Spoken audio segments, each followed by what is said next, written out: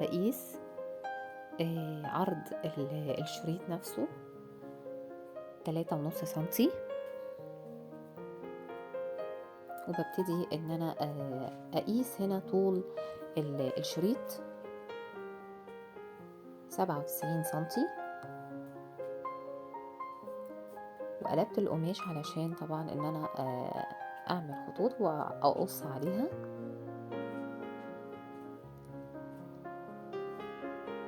انا هنا محتاجة 7 شرائط،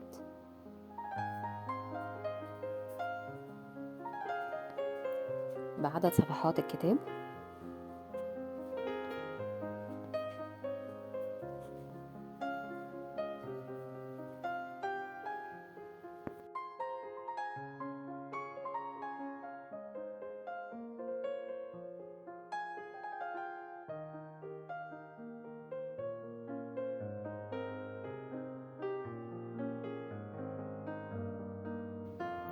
هنا انا عايزة اجمع صفحات الكتاب من الداخل، فمحتاجة هنا دلوقتي يبقى المسافة ما بين الصفحة والصفحة 4 سنتي تقريبا.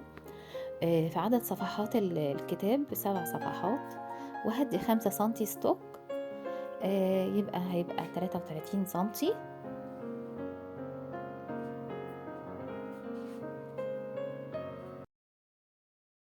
ده كده طول الشريط نفسه اللي هو هياخد الجزء الداخلي بتاع الكتاب.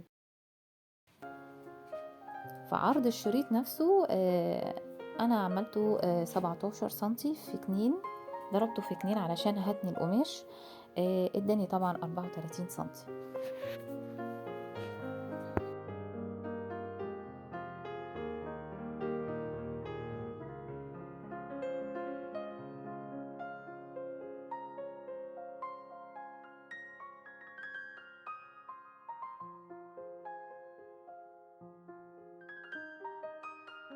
هنا انا عايزة اعمل السباين بتاع الكتاب اللي هو ظهر الكتاب اللي هيمسك الصفحة او الصفحات من بره.